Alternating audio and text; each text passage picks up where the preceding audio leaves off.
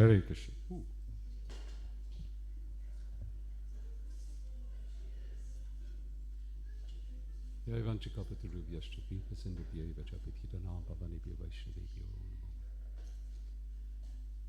So I beg your permission to welcome. welcome. I beg your permission to begin this session, to try to speak something about the glories of Sri Ramachandra. I want to welcome our guests who are here, I think, for the first time in any Krishna temple, or first time in this temple, or first time in many in this temple. Have you ever been in one of our classes like this before? I've been to a Sunday service. A Sunday, okay. 25 years ago. So this is our daily session. Every day in our centers throughout the world, we spend some time with a scripture of ours called the Srimad Bhagavatam, and later on someone can explain to you a little bit more about this grand literature. In fact, may inspire you to get your own set of Srimad Bhagavatams. Take it home with you. Even if you don't read it, if it is present in your home, it will give you many blessings. But today is also very special. Maybe someone explained to you that today is a special day for us, because it is the celebration of the appearance in this world of Sri Ramachandra. Sri Ramachandra is Krishna in a different expression. Brahma states in his Brahma Samhita, and someone else may know the whole thing. It begins Ramadi, Murtishu, Kalanena. Anyone else? Huh? Anyway, Ramadi, Rama Adi Murtishu. So Brahma is explaining that Krishna appears again and again and again in various ways. He has unlimited forms, and Brahma begins by saying Rama Adi, Rama and so forth, to describe this feature of the Supreme Person. The Supreme Person is not limited to one personality. In our world, such a person would be called schizophrenic. You know, he's got split personalities. One time he's one thing and one time he's another thing. This is considered a mental illness. But for Krishna, it's his way of being everything, because he is everything. So he's all personality and supreme personality. So today we're going to try to enter into a little bit of a pastime, or his appearance as Sri Ramachandra. I was wondering if I could just beg your permission to go a little longer than maybe usual, since I think, will they be serving breakfast here? They will, okay. So we still have to, although I think many of us may be fasting this morning in honor of his appearance, but we'll try to, because we don't have so much time, we just have about 45 minutes. We'll sing a little bit. It's our tradition before we begin speaking on Bhagavatam to do some singing of kirtan. But instead of the traditional Jaya Radha Madhava, I thought we could sing what Mahaprabhu himself, Chaitanya Mahaprabhu, used to sing in glories of Sri Ram. So you all know this. We'll just sing it just a minute. Krishna, Krishna, Krishna, Krishna, Krishna, Krishna, Krishna, He. Krishna, Krishna, Krishna,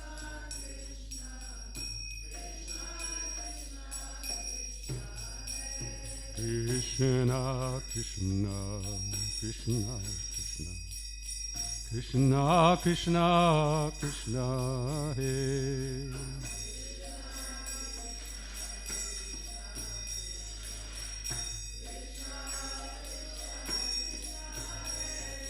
Krishna, Krishna, Krishna, Krishna, Krishna, Krishna, Raksha Mam.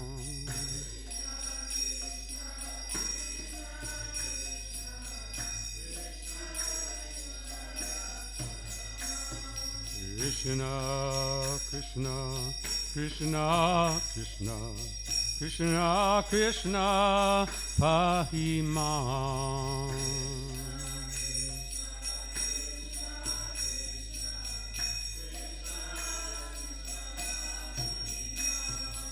Rama Raghava, Rama Raghava, Rama Raghava, Rakshamam.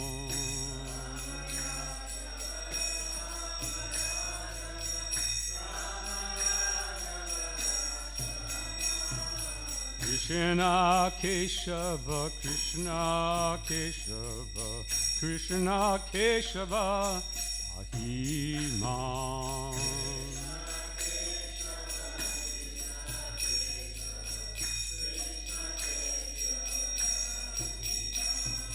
Rama Raghava, Rama Raghava, Rama Raghava, Rakshamam.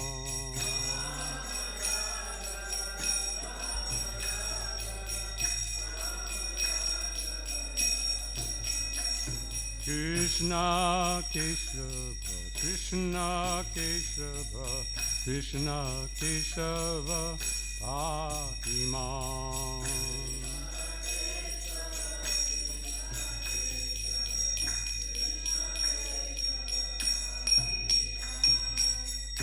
Jai Shri Ram. So before we begin, we'll invoke auspiciousness with the mantra. Om Namo Bhagavate Vasudevaya.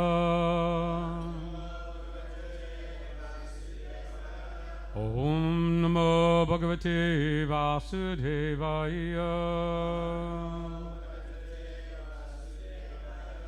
Om Namo Bhagavate Vasudevaya.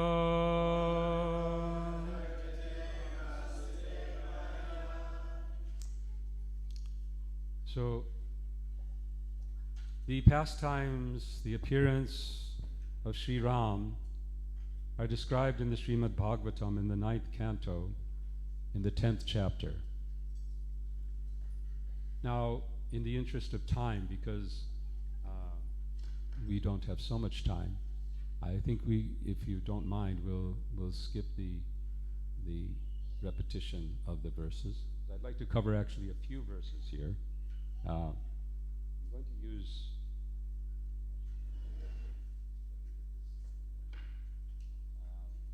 it's a little easier for me to read on my computer.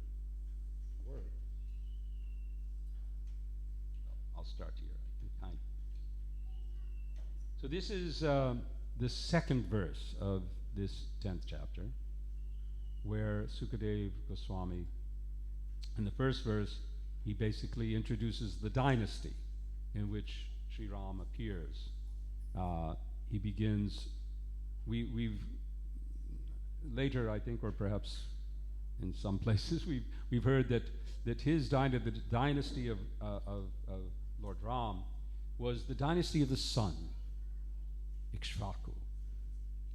The king of the sun, the lord of the sun, brought forth this dynasty of kings.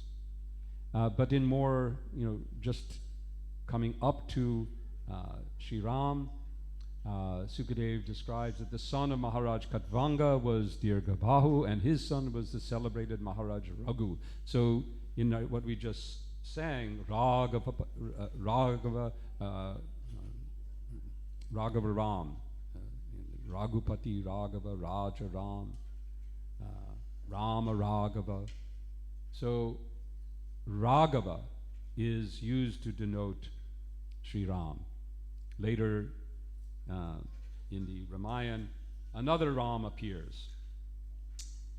Ram can, when we say Ram, we can get, which Ram? Which Ram are you talking about? Is it Parasaram, or is it Balaram, who's here on the altar, or is it Raghavaram?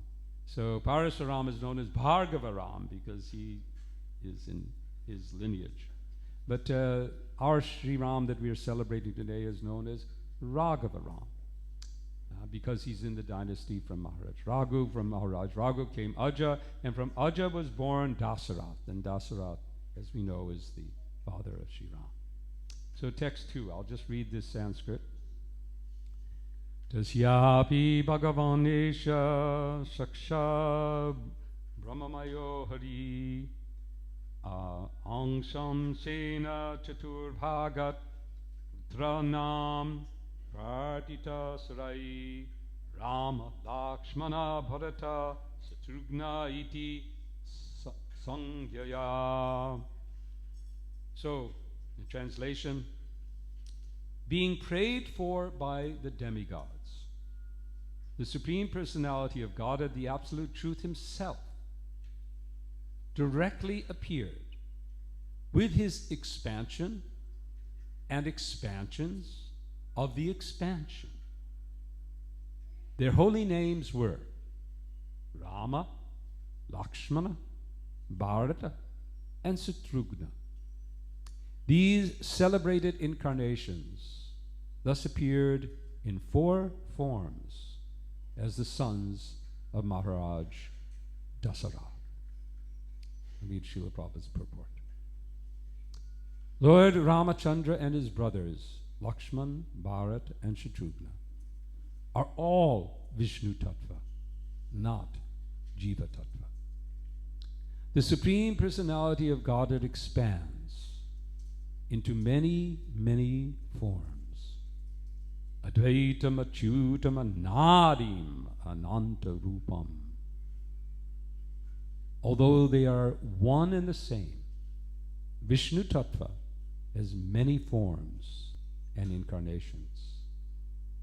As confirmed in the Brahma Samhita, what we were speaking before, 539, Ramadi Murtishu Kala Niyamhena Tishtan. The Lord is situated in many forms, such as Ram, Lakshman, Bharat, and Satrugna. And these forms may exist in any part of His creation. All these forms exist permanently, eternally, as individual personalities of Godhead. And they resemble many candles, all equally powerful. Lord Ramachandra, Lakshman, Bharat, and Shatrugna, who, being Vishnu Tattva, are all equally powerful, became the sons of Maharaj Dasarath in response to prayers by the demigods.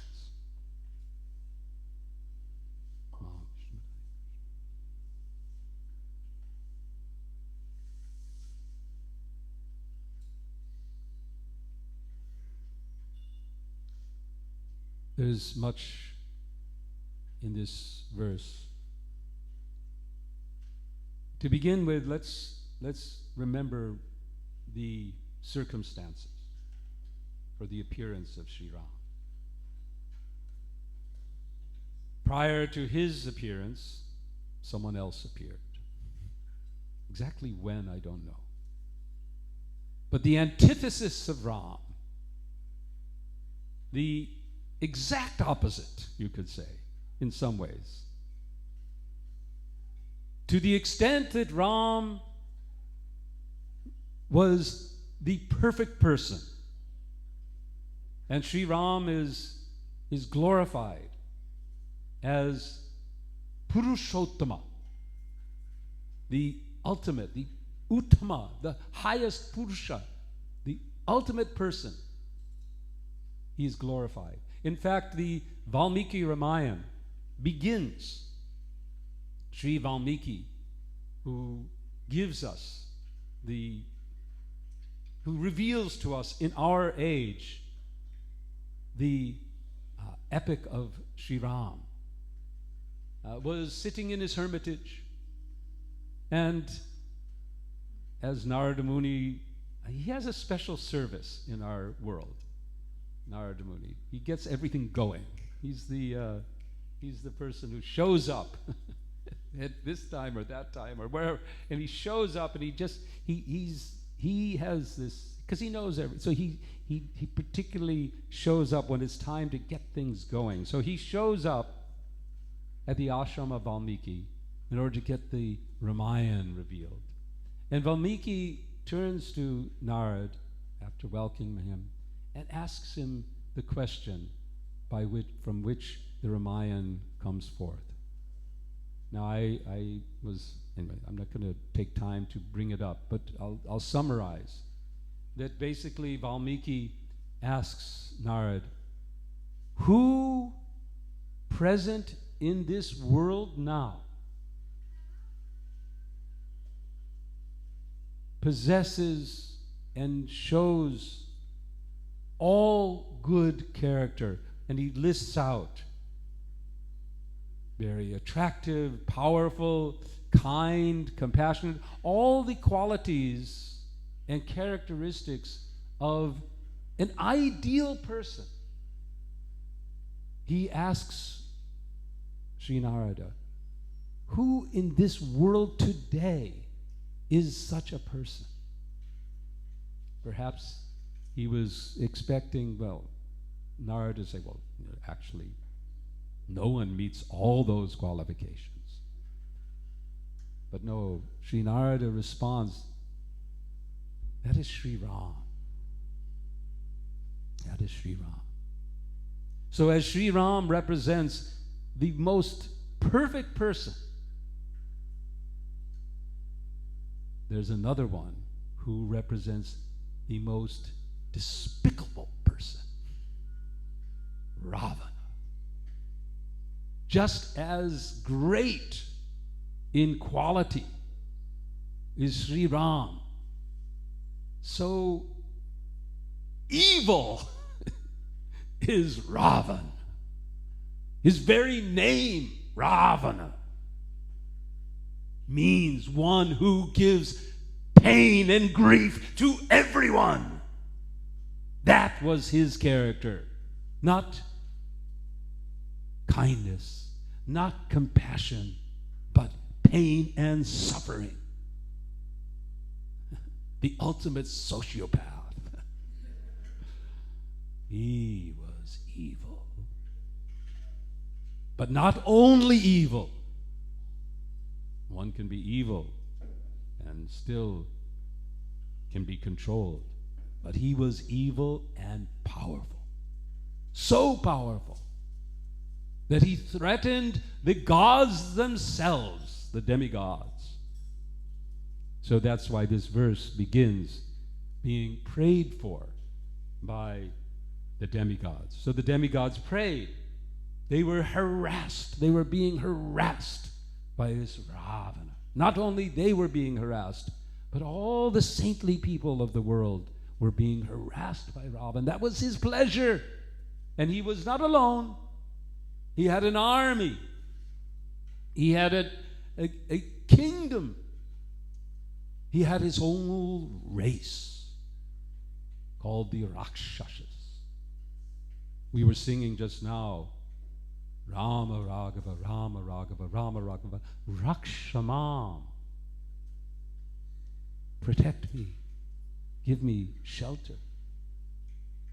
But the Rakshasa race are the ones from whom we need protection.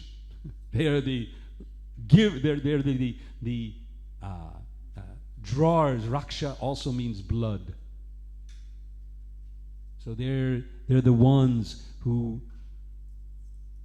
they literally draw the blood out of humanity,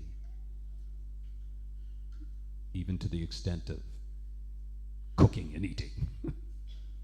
These are the Rakshasas. So Ravana was the lord, the king. He was the topmost of those Rakshasas, but so powerful.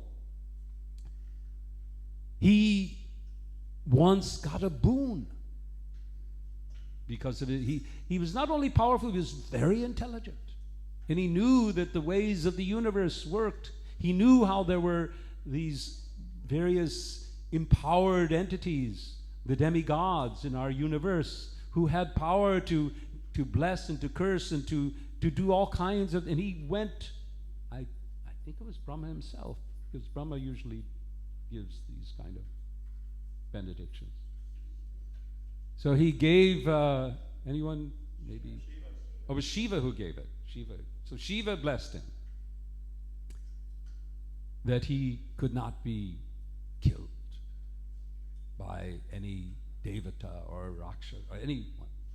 However, he left out, perhaps Shiva was, thinking, we have to leave something here. It was Brahma. I thought it was Brahma. Okay. I mean, I know that it happened after Ravana was battling with Shiva, but it was Brahma that gave the benediction. So anyway, he left out by, these there's always a loophole in Brahma's benedictions. He knows that he can get into trouble. So he always leaves some little loophole there. So the loophole in this case was, which kind of entity was left out? Human beings. Ravan considered that, human beings, why should I be worried about a mere puny human? They're just food for me. So he left out. They were left out. The humans were left out. So they prayed to Vishnu, and Vishnu said, don't worry. I will take care. I will come. And this time I will come fully human. Fully human. As a man. It's interesting, towards the end of the Ramayana, when, we'll get to this, but anyway, because it's later on. So he appears fully human. There's in I don't know how many of you were raised in the Christian tradition? Any? A few. So you must have in the Christian tradition, there's a saying that Jesus was fully God, is fully God and fully human. We don't fully ascribe to that view of Jesus, but in this particular case it is correct, that Sri Ram is fully the personality of Godhead, but fully human. We can note in his Leela how human he was, how human his life. Of course, it was extraordinary, but unlike in his other personalities, his other appearances in the world, like Sri Krishna, who does things like lift mountains on his little hand when he's 6 years old, he doesn't do it. He doesn't show a universal form. He just is human. Perfect human. So this is his appearance. Now, we can reflect a little bit about the circumstances, as we said, of his appearance. The first circumstance, as we said, is that there's a need for him to come, because Krishna comes for two reasons. He comes because there's a need. Parichanaya sadhunam. He comes in order to save. Yada yada hi dharmasya glanir bhavati bharata. Whenever there's a decline in religion and a rise in your religion, I appear. So he comes because he had a mission. He has to get rid of this Rava. But he also comes for his own pleasure, to experience pastime. Lila. In this particular appearance, though, as Krishna, he's glorified. Krishna is glorified as Lila Purushottama, the perfect person in Lila, and his Leelas are extraordinary. They go all from childhood Leelas to teenage Leelas. He has such an extent of Leela, extraordinary Leela. Leela that, in fact, that is one of his special qualities. When we look, because here in this particular purport, it describes how the Lord appears in many, many forms, and all of them are equally powerful, but like candles. The Bhagavatam describes that just like one candle can light another candle, and each candle that subsequently appears has the same power as the original candle, but one is still original. And in this case, in the case of Sri Krishna, not only original, but also with some unique qualities. And one is his extraordinary Leela. But Sri Ram is known how? Is Maryada Purushottama. Maryada. One who upholds the highest qualities of humanity. So, the initial circumstances are the need, but now there's other factors coming into play, and that is, the first one is Dasarath. Dasarath is childless. After it's pointed out, I was listening to another devotee speaking on Ramayana, and he said, about this time we think he's about 60,000 years old. Because he's in Treta Yuga. He's in a former age where people lived for 100,000 years. So but for him, that's middle age. That's, he's you can imagine he's been married. He has 3 wives: Kaushalya, Kaikeyi, and Sumitra. Kaikeyi will play a very large role in this epic. But he is childless, and he is thinking, I'm already in my middle age. As we approach, some of you are here in middle age. We're gone past that, and thinking, especially at our age, we're thinking, who knows? Of course, for all of us, we should always remember that every day counts, because you never know. We should live our lives relishing and appreciating and using every day, every moment for our ultimate benefit. Not thinking, well, we can wait, when I'm old. So Dasarath is thinking like that. My dynasty, this glorious dynasty which we just heard about, this dynasty of Raghu, this dynasty of the sun, will it disappear from this earth because I have no child to carry it forth? So in this mind, there's a long story that describes how he is able to perform a ritual, yajna, sacrifice, whereby a celestial being comes out, delivers some potent fertility substance that, when distributed to his queens, results in the birth of these 4 sons. Ram, Lakshman. Ram is born of Kaushalya. Bharat is born of Kaikeyi.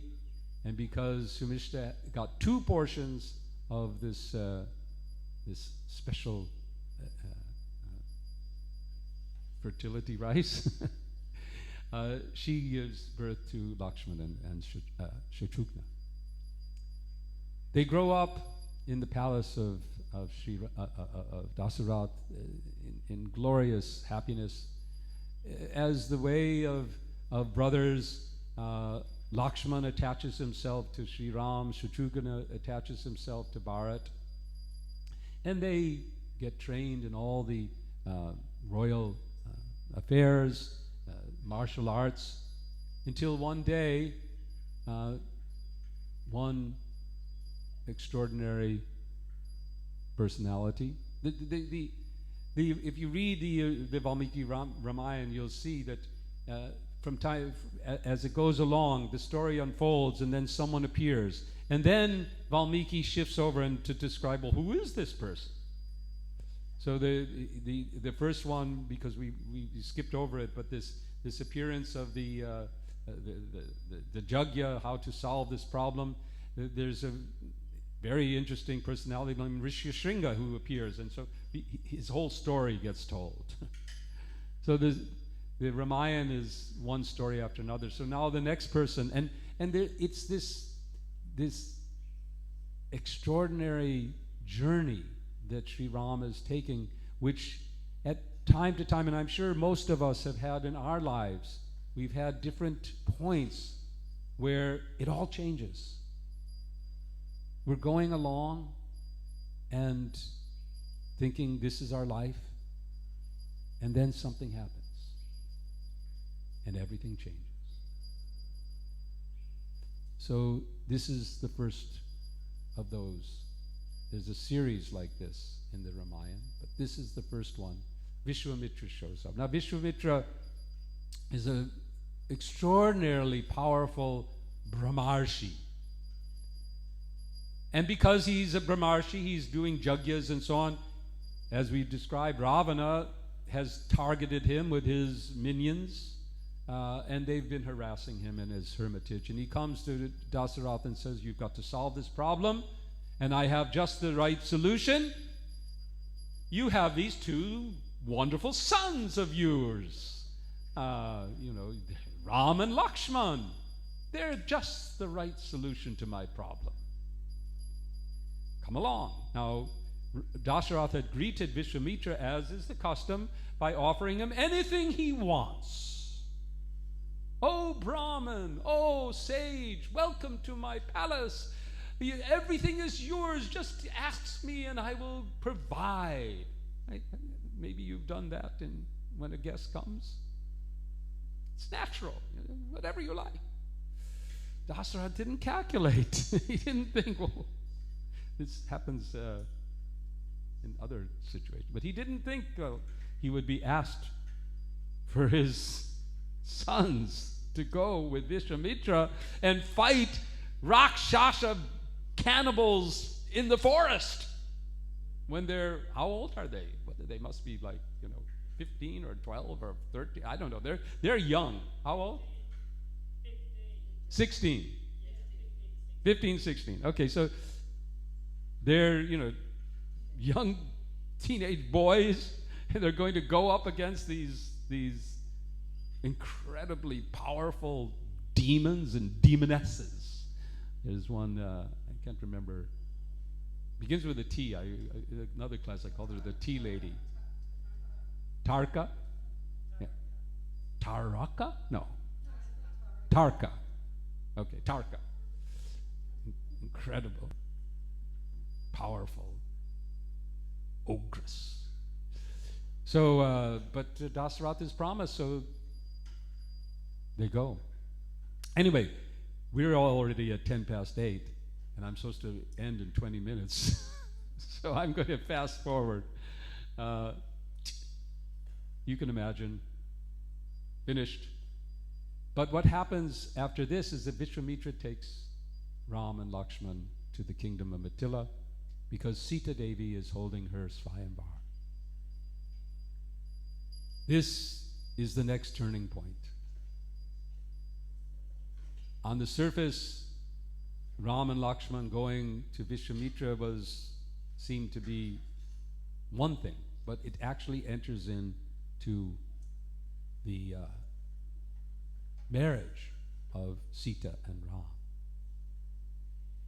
And we'll just skip over the breaking of the bow, the this and the that, so many different things which most of you are all aware of, to come to the point where they return.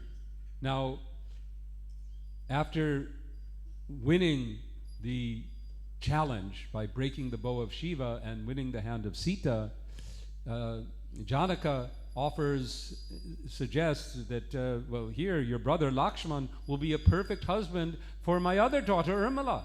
And so now and then he turns to, I think it's his brother, and says, well, and Bharat and Shatrughna, they can marry his daughters. Let's have a family marriage. And so that's what happens.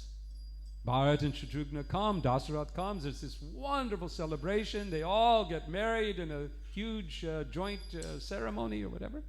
And they proceed back to Ayodhya. I think it's the brother of Kaikeyi, the mother of Bharat, also has come for the wedding celebration and returns with them to Ayodhya and thinks, well, let Bharat now come and see his grandparents and relatives in the kingdom of Kaikeya. So Bharat leaves with I can't remember the name of Kaikeyi's brother. Anyway, he leaves. Shatrughna, being attached to Bharat, goes with him. So now we have Dasarath in his palace, celebrations. Everyone is so happy. Everyone is so overjoyed. Ram is there. Lakshman is there. And Dasarath begins to see things. He begins to have terrible dreams. Begins to see omens. And just like he was thinking, I must have sons because to continue my dynasty, now he's thinking, my end may be near. My end may be. I must do the next step. I must coronate my heir. And who else? Who else but Sri Ram? Sri Ram. He should take the throne. He calls his ministers, he calls other kings. He doesn't call the king of Kaikeya. Bharat is away. They all are consulted, and his priests agree. And he asks, when is the right time? They say, tomorrow.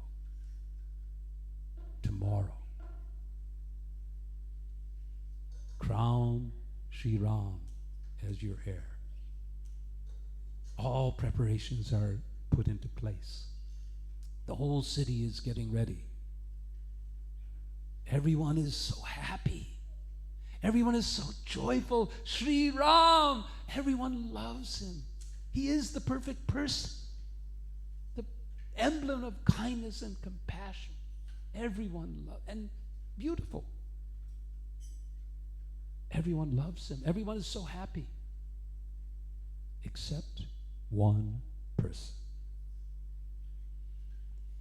Manthara. Manthara. Literally, one deformed. Manthara, from her childhood, or from her youth, and I wouldn't say childhood, but from her youth has been a servant of Queen Kaikeyi. When she hears that Sri Ram, the son of Kaushalya, will be crowned, while Bharat is away,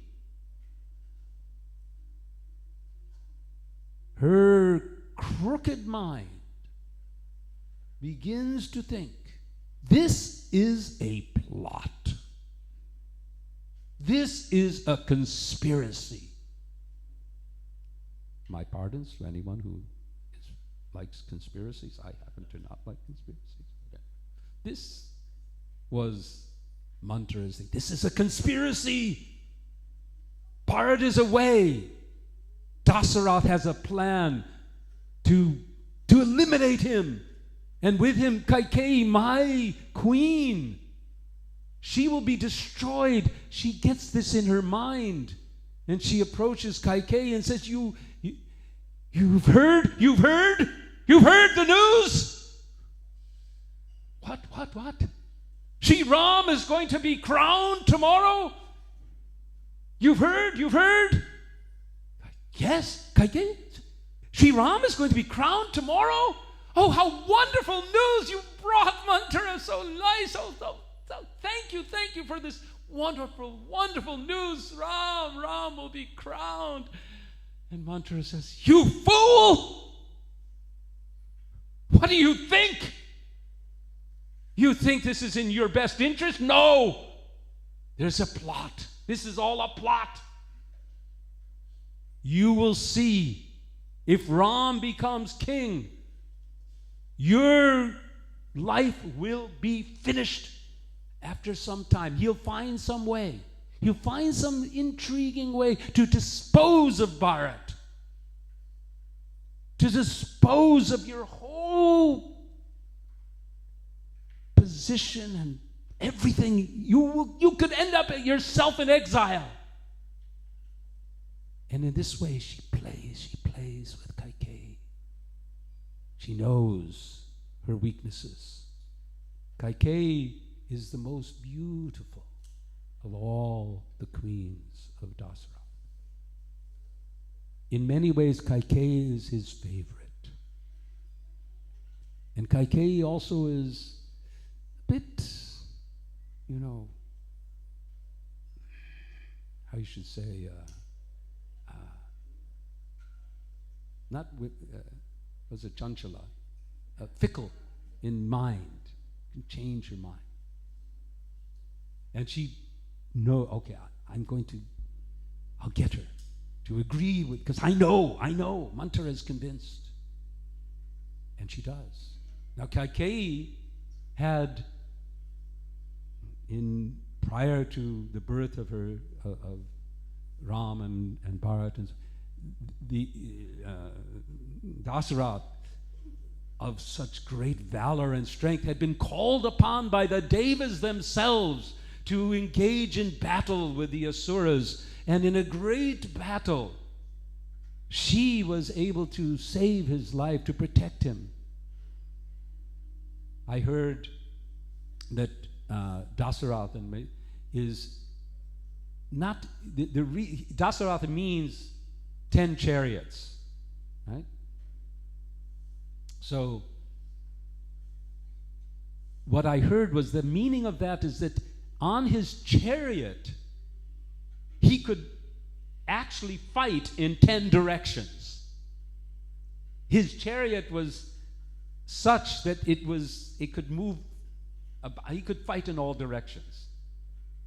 And in battle, one of the ways in which Kaikeyi came to his rescue, she had some benediction that her hand was like strong as a diamond. And a bolt of his chariot came loose, and she used her own thumb to hold it together so that he could come out victorious. And also in battle, she was able to take that chariot with his wounded body and bring him to safety. And in this way, Dasarath offered her 2 boons, benedictions. And she said, I don't need them now, but I will ask them later. And now she does. And she asks, in fact, it's not her that asks, but it is Manthara that asks Dasarath, Dasarath,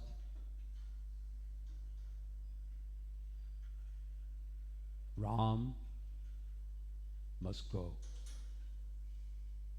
Send him now. For 14 years he must leave and enter the forest, and Bharat should be crowned the heir. Dasarath pleads with Kaikeyi. All types of attempts are made, but there is no success. And finally, Ram is called. Shri Ram enters, greets Kaikeyi. Oh, mother, you called me. Kaikeyi delivers. Sri Ram, you go now to the forest. It is your desire of your father. It is your father's wish that you leave and Bharat become the king. Ram's response, yes, whatever my father wishes. Not a hint of disturbance. Not a hint. Sri Ram, the Supreme Person,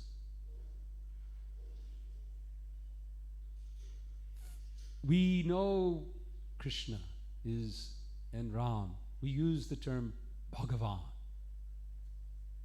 one who has all opulence, one who has all wealth, all beauty, all fame, all strength, all wisdom, has everything. Everything. And one more. Detachment. Renunciation. Though having everything, not needing anything. Being full. Atmaram. For Ram, whatever my father desires, that is my being. To uphold the character of an ideal person following the ideal path. And in that position, respect and obedience to my worthy father is above everything. We only have a few more minutes. So we can go fast forward. We'll just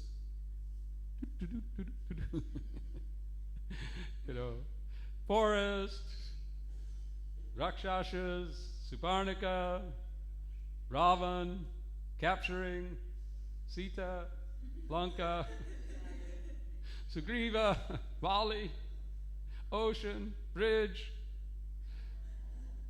Hanuman, fire, Lanka, destroyed, battle! Whoa, what a battle! I mean, when Krishna goes to battle, when he fights with the demons and so on, you can see. I mean, he sometimes he plays with them. The Shringadev kind of played with Hiranyakashipu, but you never got a sense that he was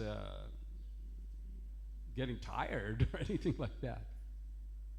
But when Ram fights Ravan, it doesn't go like that. Ravan is extraordinary. And though Ram is extraordinary, he's a human being. He gets exhausted. He gets exhausted. But then, I think it is, who is it that appears? Agastya Muni. He appears and tells him, you are in the dynasty of the sun. You worship the sun. You sing these prayers. The sun himself will bring you to. And rejuvenated, Ram again confronts Ravan, who's also getting pretty exhausted, draws his invincible bow, and with one arrow fells Ravana. Fast forward.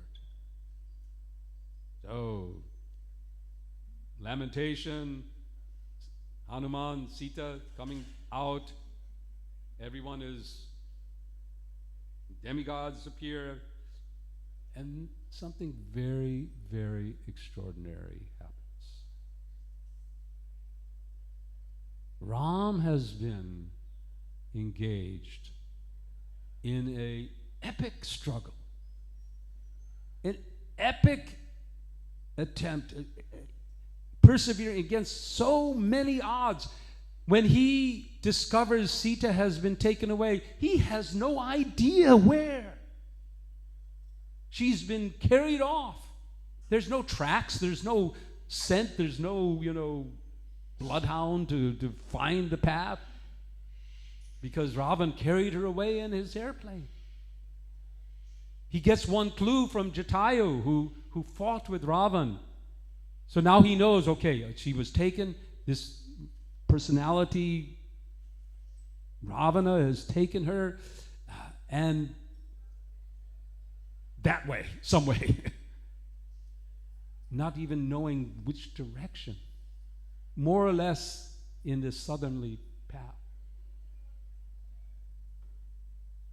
He and Lakshman are wandering, trying to how to find. They get another turning point when they meet this ogre, Kabanga. Kabanda, I think is it Kabanda. Kabanda. One eye, one mouth, and huge arms.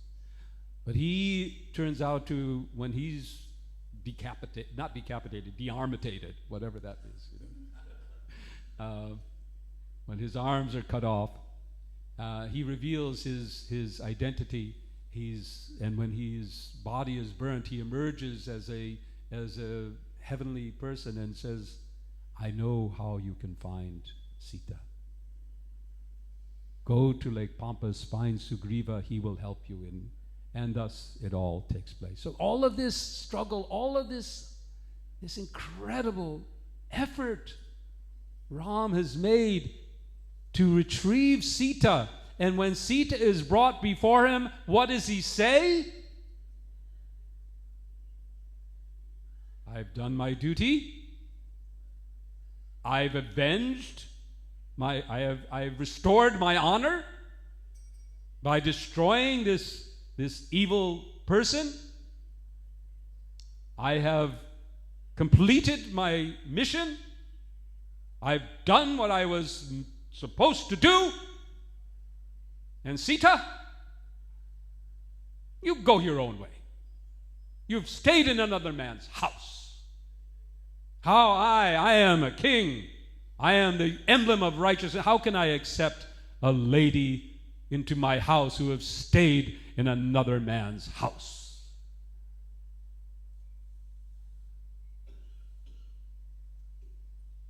Everyone is shocked. Everyone is shocked. Lakshman, Hanuman, they're all completely shocked.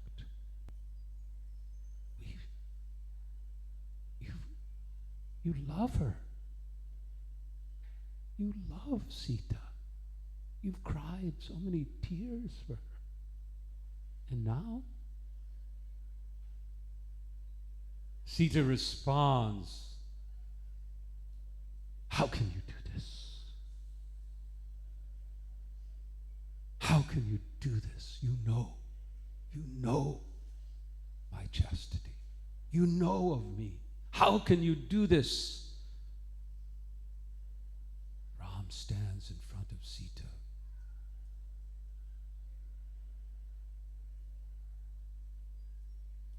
Unmoved. Sita proclaims, "I will not go anywhere. I will go into the fire. Make a fire. I will enter the fire.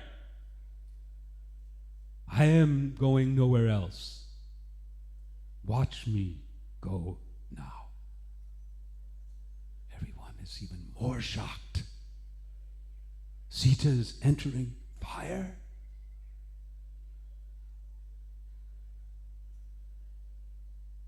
Lakshman sees the expression on Ram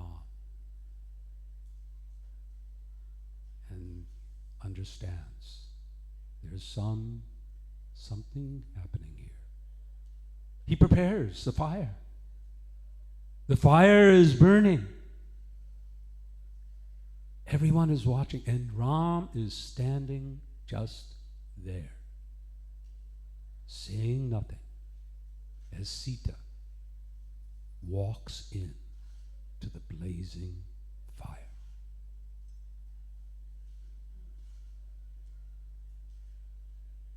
But then,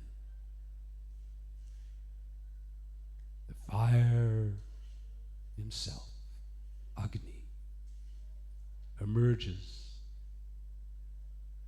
with Sita in his arms, resplendent. Valmiki describes even her hair is in place, and delivers her to Sri Ram. And Sri Ram then informs everyone, this was simply a test. This has gone down now in history as the Agni Parikka, the test of fire. Sita emerges, reunited with Ram, reunited with Lakshman and Hanuman. They board a wonderful swan, what's it, swan airplane? Flower airplane, flower, Pushpa Viman. They board a flower airplane. And they proceed to return to Ayodhya. As they're going, the word comes somehow that Ram, Sita, Ram, they're returning. Dusk is coming. And all the citizens of Ayodhya, they light lamps everywhere in the city to guide the return of Sri Ram, Lakshman, Hanuman, and Sita Devi. Even today, this event is celebrated as Diwali. And you may have heard, even though you've not heard about Ram, or you may have heard of Diwali.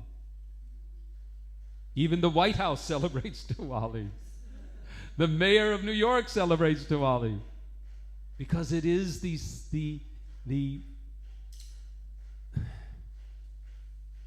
expression, the glorious expression of the victory of good over evil with light. A festival of light.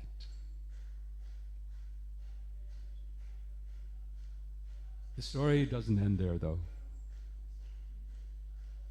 The story doesn't end. There is a glorious time, and if we had time, I would read about Srila Prabhupada's purport. Maybe we can, let's see if I can get to it. If somebody can, while I'm speaking, can try to find where it is. It's, okay.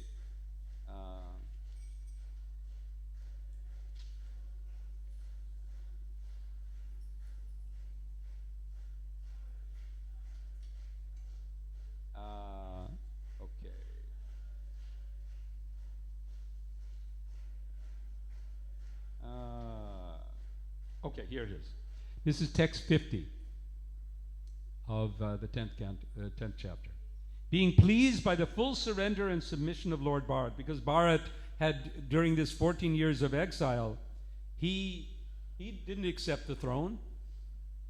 He didn't accept it. Rather, he accepted the shoes of Sri Ram on his head, and he brought them and placed them on the throne. And where did he go? He went to live with the cows. He went to the cowshed. He went to live with the cows and live on rice cooked in the urine of the cows. He wore the same clothing that Ram wore in the forest. He had matted. He didn't accept any part of the kingdom, but simply remained there as a servant. The ministers would come to his cowshed. He would give his audience, but he remained in this way. And understanding this, then Lord Ramachandra then accepted the throne of the state. He cared for the citizens exactly like a father. And the citizens, being fully engaged in their occupational duties of Varna and Ashram, accepted him as their father. Srila Prabhupada's purport. People are very fond of the pattern of Ram Raj. So this term Ram Raj is being referred to. This is how did Ram rule. We'd heard up till now it's been his struggle and retrieving Sita and so on, but now he's on the throne. Now he's the king. Now he's going to rule Ayodhya. How does he rule Ayodhya? We give this the description. His rule is described as the Ram Rajya. Rajya meaning his rulership. His rulership as Sri Ram is known as Ram Raj. And Prabhupada describes there are even political parties that call themselves Ram Raj. But unfortunately, they have no obedience to Lord Ram. It is sometimes said that people want the kingdom of God without God. Such an aspiration, however, is never to be fulfilled. Good government can exist when the relationship between the citizens and the government is like that exemplified by Lord Ramachandra and his citizens. Lord Ramachandra ruled his kingdom exactly as a father takes care of his children. And the citizens, being obliged to the good government of Lord Ramachandra, accepted the Lord as their father. Father and son. This is the essence of good government.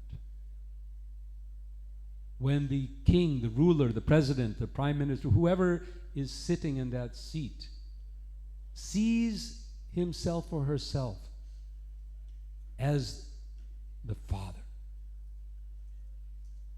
the one to whom the children come to for all their needs and protection, willing to sacrifice their lives for the sake of their children. Now, this is where we'll end.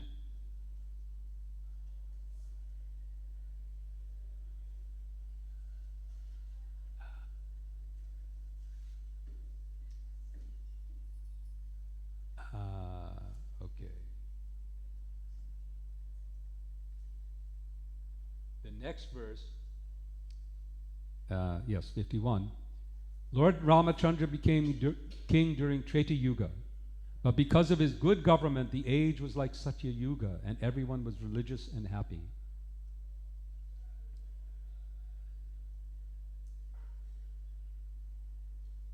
Among Srila Prabhupada's purport, among the four yugas, Satya, Treta, Dvapara, and Kali, the Kali Yuga, which is what we're in now, for your information, is the worst, if you didn't know it. But if the process of Varnashram Dharma is introduced even in this age of Kali, the situation of Satya Yuga can be invoked. The Hare Krishna movement or Krishna consciousness movement is meant for this purpose.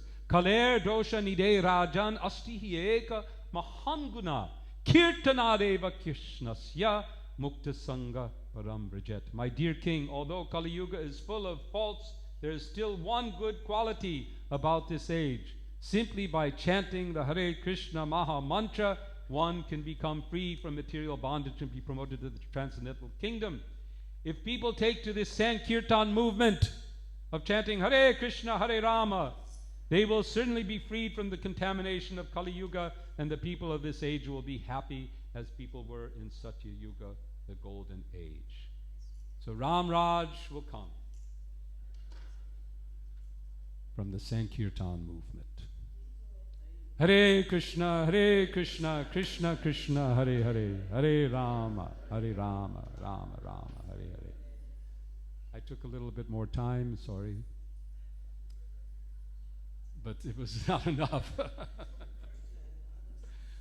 But we have the rest of the day. We can hear and remember Sri Ram. Jai Sri Ram, Jai Sita Ram. Thank you very much. Hare Krishna.